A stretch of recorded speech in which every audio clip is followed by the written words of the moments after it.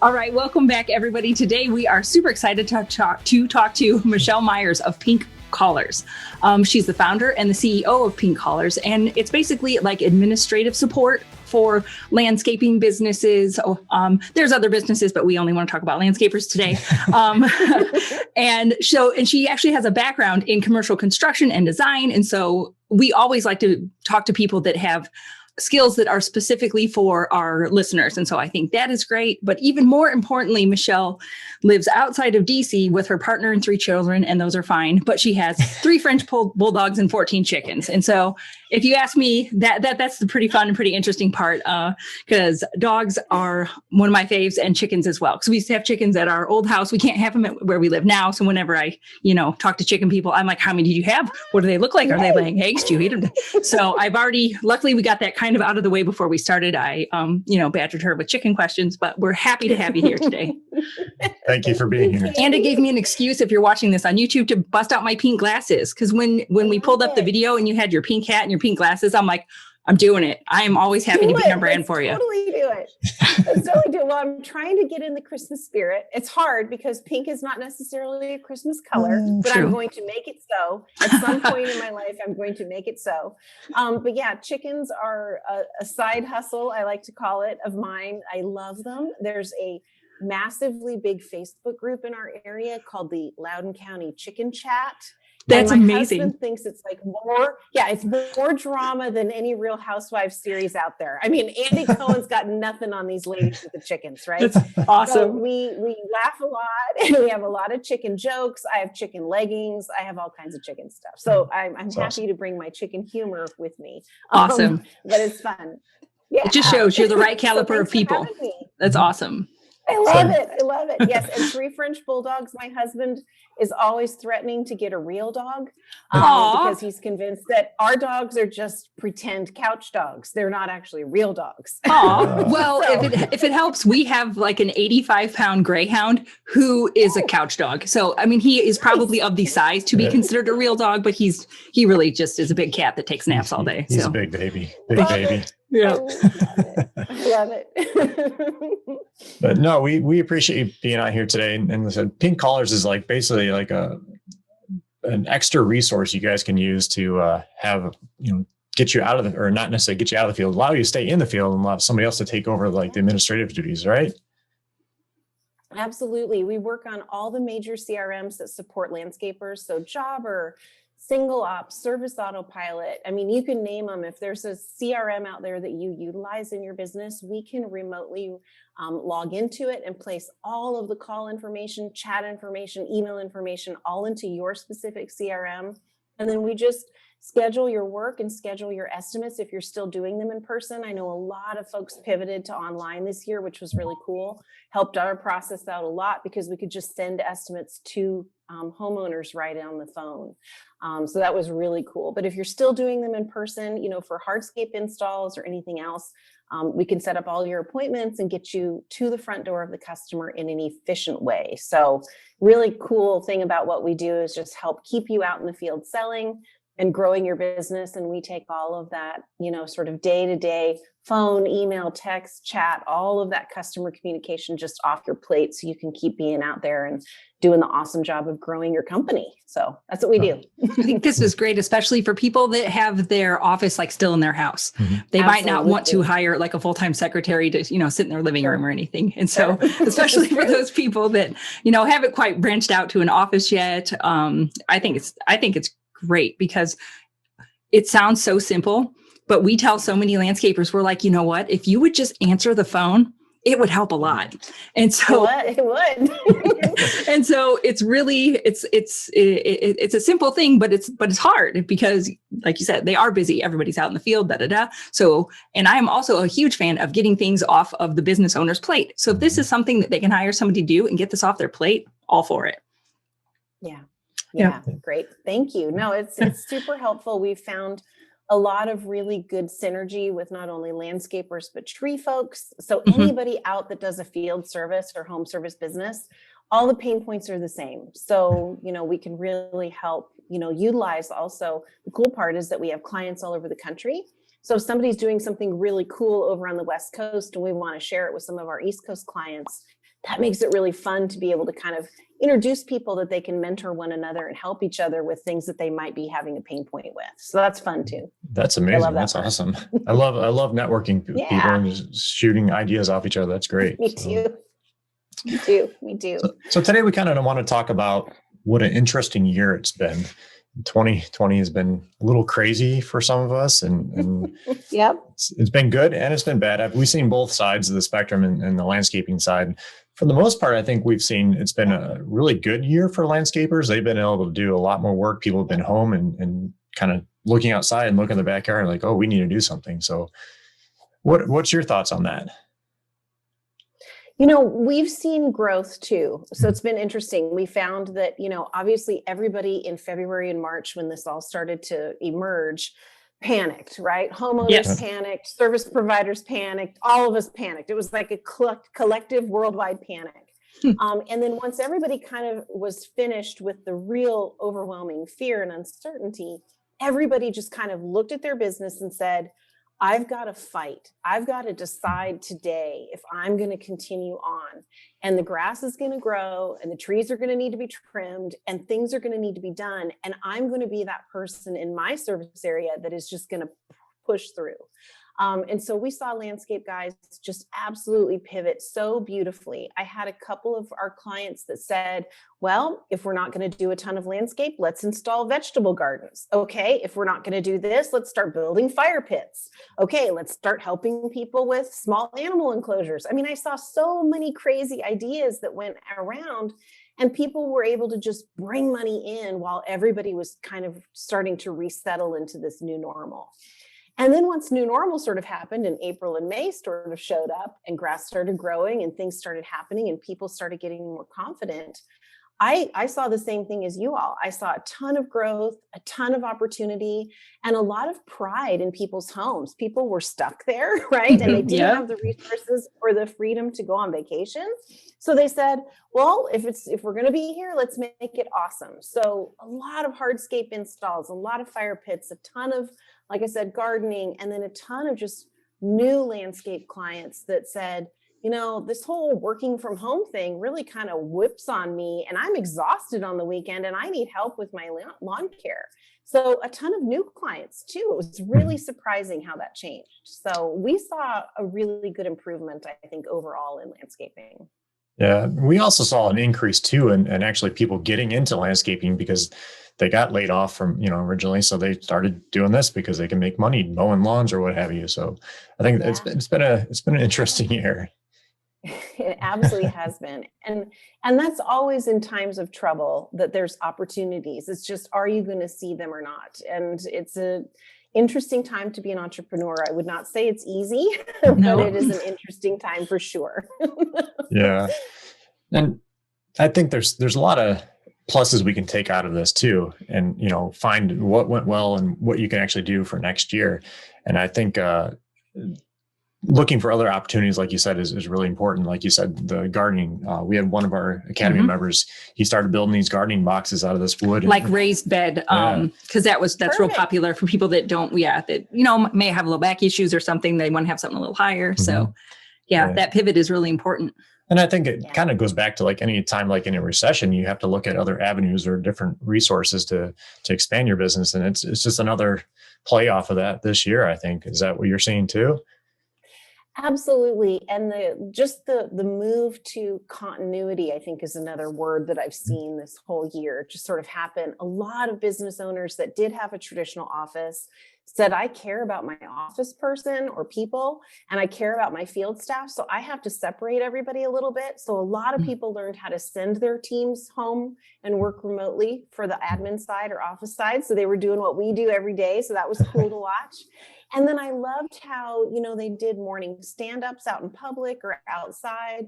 They did a lot of team-based events and, kind of getting the whole team together on Zoom or on Slack. I saw a ton of technology kind of be introduced into landscaping this year that I hadn't really seen, which was also really, really cool. And I think those things are here to stay. And I think for anybody who pivoted and added maybe a new online tool or Zoom or a new person that's working at home, I think that kind of stuff is really here to stay.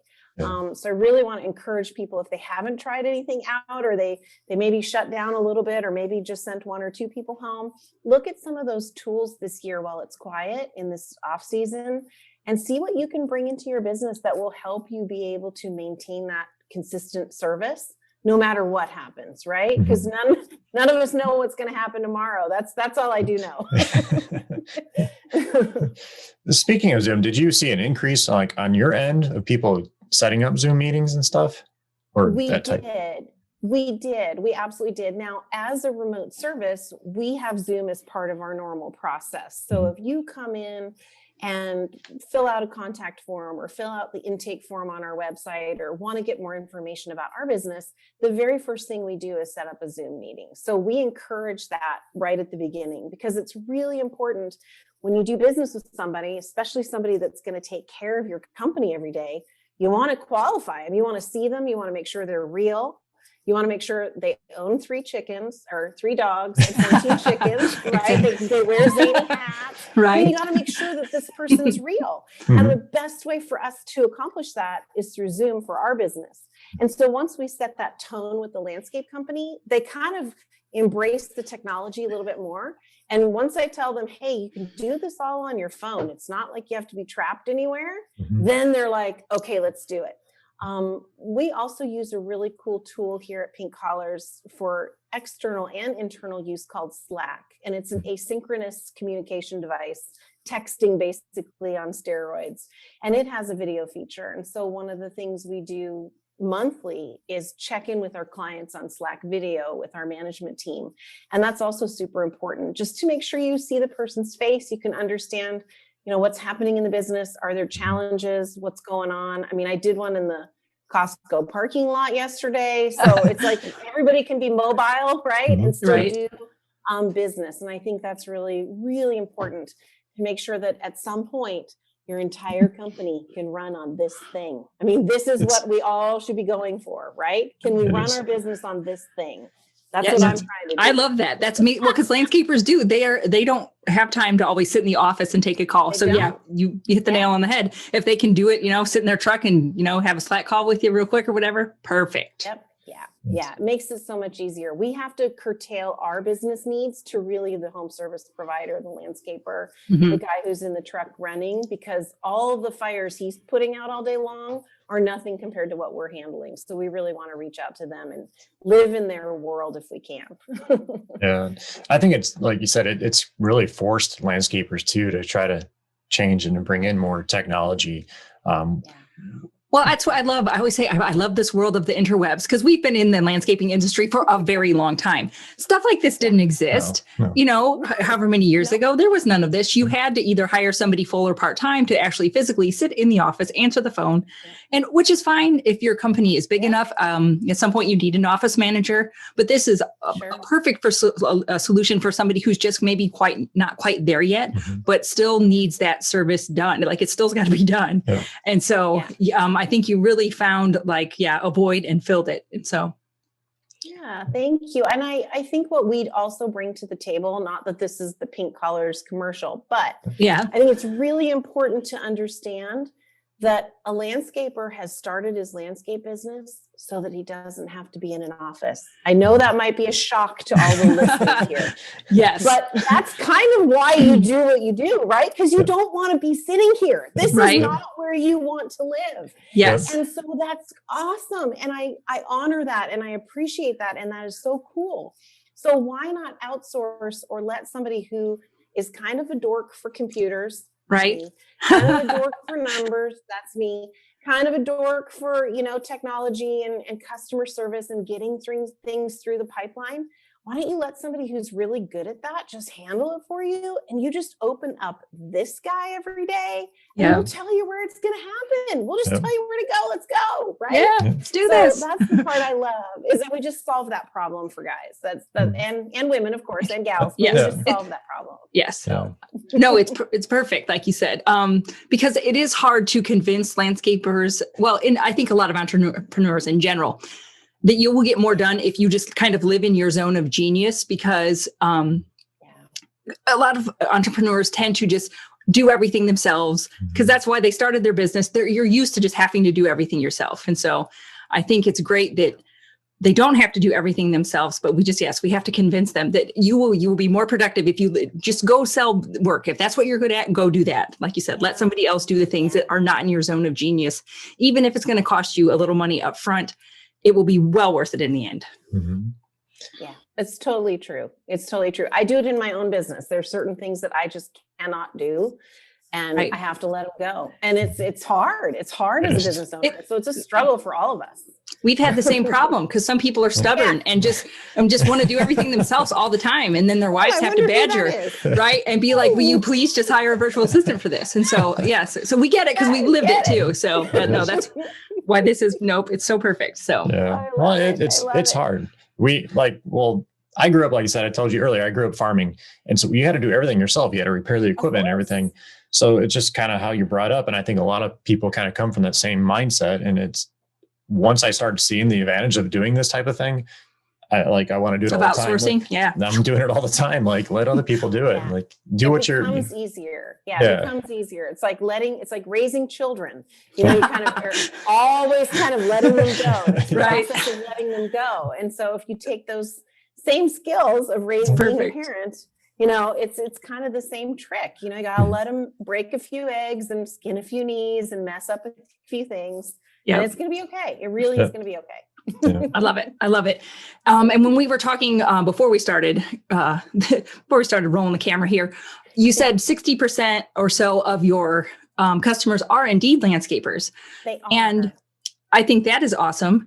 And we chatted a little bit about how you actually even kind of, to me, this goes one step above and beyond, is you encourage landscapers to even have more seasonality to their business, like not just the one big landscaping season. You actually will, you know, like you said, you have people all over the place. And so you've got information about what people are doing all over the United States, and you'll share that information. And you talk specifically about Christmas lighting, about how that's something that landscapers can do to extend their season or add another season. I don't know if it's extending, add another one. I don't know. They can just add another thing. And I think that's one of the things I've seen in COVID is that people are not as risk averse, right? If things are going to go sideways, why not just roll the dice and do something? And I think Christmas lights, there are Christmas light franchises out there that you can get involved in if you're not sure about the systems or the process. But keeping your team together and keeping them working throughout, you know, the full end of December, if not the middle of January, is so beneficial for your business. I mean, I was just talking to a guy this morning, window washer, and he's like, we do 4 10-hour days. They get 3-day weekends through the season. And then we do Christmas lights, then we do car detailing. I mean, he had all these things where he was just cleaning and moving through different things. I loved that sort of annual view of his company instead of we just clean windows and it's only for these months because we live in the Northwest. He really extended his year. And so that really helps keep his guys motivated and keep the people working, which is really another thing I thought was so challenging for this year. I know for me, I felt like I was just fighting to save everyone's jobs, right? I was just fighting to keep clients going and keep everybody happy and keep people going.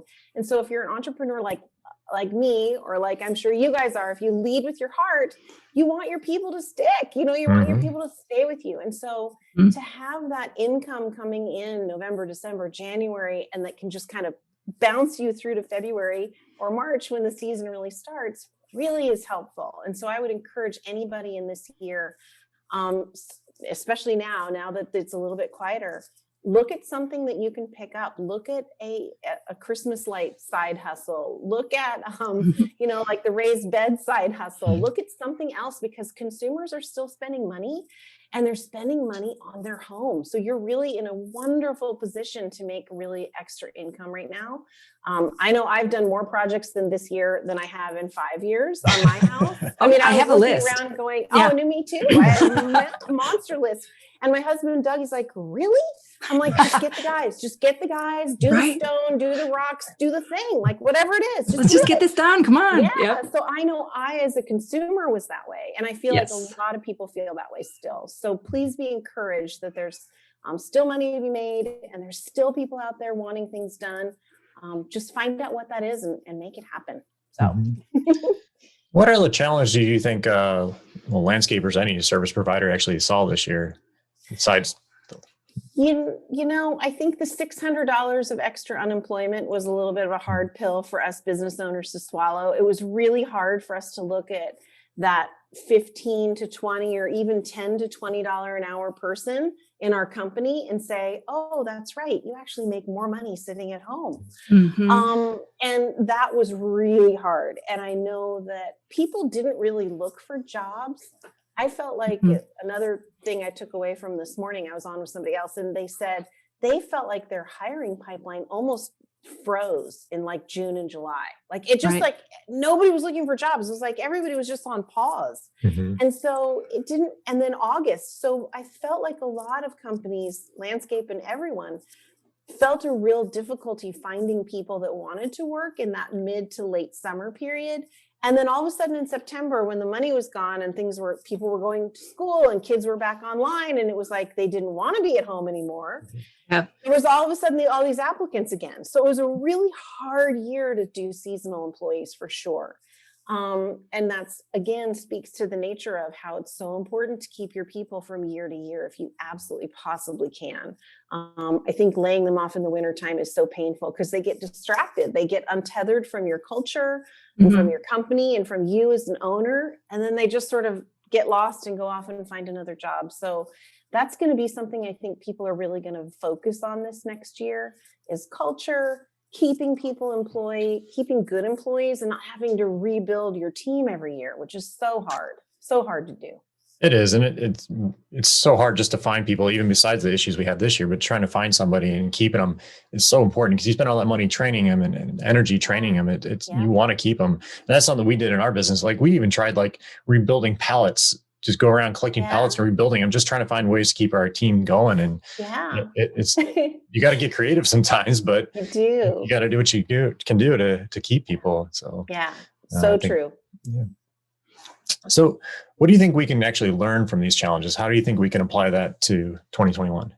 Well, I think that everybody should kind of look at their business and what got broken, right? What in the process got busted in 2020, right? You know, was it hiring that I didn't have locked and loaded? Was it training? Was it technology? Did we have the tools to send the office person home? Did we have the tools to have the owner be on the phone every single day? Did we have the tools, technologically speaking, to make it easy for our customers to do business with us? That was the other thing that I saw, a massive push of companies saying, I want to have homeowners be able to get on our website, find out how much our prices are, and schedule an appointment to have us seen. They wanted to streamline or automate a lot of that stuff this year. So I would look at those pain points, hiring, training, any sort of technology, and then your finances and your budget. Now, right now is a time where a lot of business owners have hit the pain threshold. I've got a lot of my business owners that are like, this is the first year I ever thought about selling my company. This is the first year I ever thought about just getting out. And so believe me, your competitors are feeling that same pain. And so if you want to be a monster in your service area, now's the time to approach those guys and go, I'm going to buy your phone number and I'm going to buy your list. I'm going to take over. You know, so don't be afraid of acquiring something or asking those kinds of questions of your competitors. And you know who they are in your service area, right? So, I mean, I think getting those things kind of in your mind, how can you fix the brokenness? And then looking forward to seeing maybe you can acquire somebody that has some of these systems and some of these processes solved, and it might actually help you both. So I think there's there's a ton of opportunity. And a lot of positive stuff has come out of this. And it's just going to be those who really continue to push forward, I think will be successful in 2021. I hope that helps. I think that's a really good point. I never thought about reaching out to somebody else to see about buying their business, but we actually saw in our area, like a pretty good sized landscape company has been around, I don't even know exactly, but 20 some years. They closed their doors this year. Like we all kind of like, what happened here? You know, we thought they were doing really well. And it just goes to show you don't know what's going on behind the scenes. So, and it could have been emotional reason, health reason, family reason. It could have been any reason. Right. And that's why you should always know your competitors and just have friendly competition. You know, you should see them, you know, at the coffee shop and say hi. And you should always have that open communication, because you never know when that opportunity could come for you to really double your company size in a really easy way. Absolutely. In our area, we actually have like a smaller landscape association. So I don't remember exactly, but there's like 20 some landscapers that get together every month. Perfect. And they kind of talk. This year's been a little different with the COVID, but for the most part, every month they get together and just talk about whatever, you know, any issues, and they bring in speakers and stuff. So I think that's a really good way to network and a good way to grow your business and find out other things, other techniques and tips. So no, there's a lot to learn from this year, and it can apply for many years to come. And it's the same thing like we said with the recession, learning from those things and how you can grow from there. So. All right. So if somebody's ready to start, you know, maybe just taking over the world, dominating in their area and doing all that, and they would like to hire, you know, a company like yours to help them out, so they have the time to go out and do all this, like what's your process? What do we do here? Our process is pretty cool. You visit our website, you can fill out there's a couple of forms on there. One's just a regular old contact form. And I keep meaning to make a really funny video. Like everybody hates a contact form.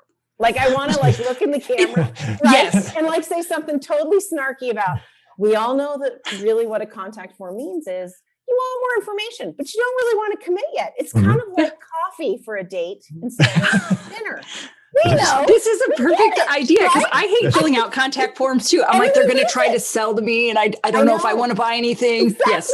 So I need to make this video that says, A, we're not going to spam you to death. B, you know, like, right? Like all the good things. But anyway, you can go onto our website, pinkcollars.com. It is spelled a little bit differently than what you would think. Actually, in the business world, everybody knows white collar, right? White collar people with suits and ties.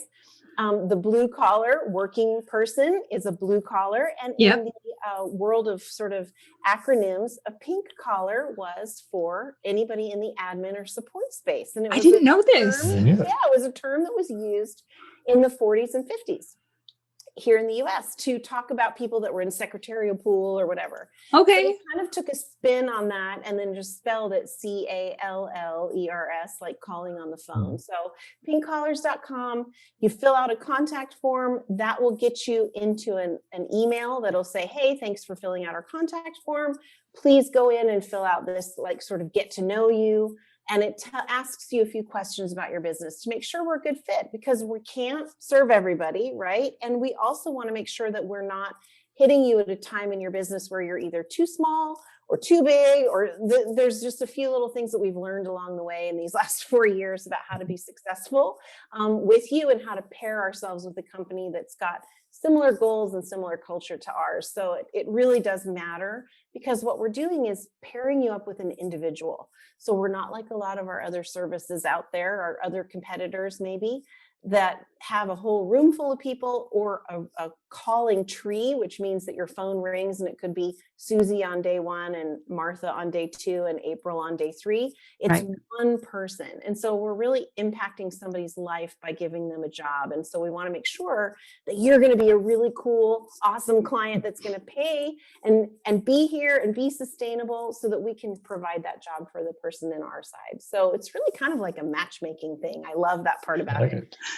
Is that we really get to match people with one another, and then they can work remotely together. So it's pretty easy. And then you get on Zoom with my husband, Doug, because it's really important that we see you and that we know who you are. And after that, we do an onboarding and implementation sort of part, 3 days. And then we cut you loose onto the team that you've been assigned to. And it's pretty cool. We're always available. So it's not like we let you go right out of the nest, but we do actually hand you over to our very capable team that can take care of you guys and handle your business. So that's what we do. I did see some too today on your website. I didn't realize that you're Shinfu Advisors. Is that the right term? That's awesome. We are Shinfu certified. So we do participate in the Contractor Sales Academy. My husband and I both have a ton to learn about listening and not talking so much. And that's what they're teaching us, right? To be active listeners, to understand the pain point. And so those guys are great. We love that whole organization. Love those guys. So Yeah, that's awesome. Happy to be a part of them. Yeah. All right, Michelle. Well, we appreciate you taking the time to be on here today.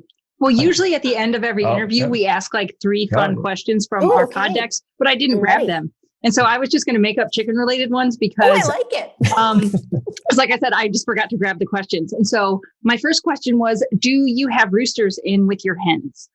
I do not. We Okay. had a rooster and we thought he was a girl. And so we named her Chanel. Yes. Like the designer. So Yes. Chanel was a gray chicken. She was beautiful. She was lovely until we realized that she started making noises early in the morning, unlike the others. Yes. And so we have a very dear friend who has chickens for not only eggs, but also for entertainment. Yes. And he offered to take Chanel. So he renamed Chanel to Chanello. And we actually had a visit this past weekend and got to see Chanello. And he's huge. This chicken's literally like 30 inches tall. And he runs all the ladies over there. I mean, this chicken is huge. Yeah. And that runs all the ladies, runs the roost, and he's beautiful and we love him. We have visitation rights, but we have shared custody of Chanello. Oh, I love that. Well, because anyone in the chicken world knows like that can be a real issue because we had roosters named Peggy and Lenore because we also thought because we had requested hens and we got Peggy and Lenore, and it's always hard to rehome them if you have them because not everybody wants them. So we ended up having Peggy noodles for dinner, but it's fine. That's what we had to do because it was too much fighting. So, but my sister has chickens and she has 2 roosters right now. And they're actually like, and it's an okay balance. Like one is definitely like more dominant and in charge, you know. And so, but she is able to keep her other rooster. He sometimes has to have like his alone time. Like she'll keep the more dominant rooster in the pen and then she'll let the other one out to like get away from him for a little bit. It's drama. It's drama in the hen house all the time. It's like the Real Housewives of Chicken Land. It really is. Seriously. It really is. Yeah, there's a lot going on. Yeah. And how do your dogs do with the chickens? Do you free range them or? We free range the chickens. The dogs are on electric fence. We only have one that's very excited about the chickens. And he has to kind of be in when the chickens are free ranging because he likes to get feathers in his mouth. He doesn't ever hurt them, but he likes to try to catch them. And then it's very upsetting for my daughters. So they don't like that. So we've learned to keep them separated now, but everybody gets along in the old world over here at the Myers, the compound over here. The compound, I know. That's good. I like it because I actually had a cousin who had chickens and her dog killed a bunch, but luckily our dog never, we had this mutt, she's since passed, but we just had this, I don't know what kind of dog she was, just a mutt, like a lab spaniel mix or whatever. She could not have cared less about those things. Like they just walked all around her. She's like, meh. So whatever. That's great. Wow. Yeah. And I wasn't sure exactly how, prey driven French bulldogs are. So, no, they're pretty much couch potatoes. They don't really care. Yeah. I love it. Well, I love that you have your little compound. I think your business is fantastic. I hope people go ahead and visit your website. We will have it linked up in notes everywhere. In show notes and all that. Because I think people can this is something that definitely fills a void and people can completely benefit from this. So thank you. And I did do a special landing page for all the listeners. Oh, nice. On our website. So it's pinkcollars.com/millionaire, because I agree with you guys that every landscaper has the ability to get to $1 million. No problem. And that we should encourage them to do so. So what I'm going to do is put an offer together on that page for all the listeners. That'll get them a discount on their implementation fee should we discover that we're a good fit. So I'm going to absolutely put that together for you guys, only for this podcast. So thank you. I love it. Check that link out so that you can get in front of Doug faster. There you go. Okay. Yes, I appreciate it. I love it. Thank you. I appreciate that. So. No problem. No problem. All right, Michelle. Well, thank you for taking the time to be on here today. And we look forward to talking to you more in the future and working with you some more. Sounds good. I'll be out there. Awesome. Right, thank you. Bye, guys. Bye. See ya.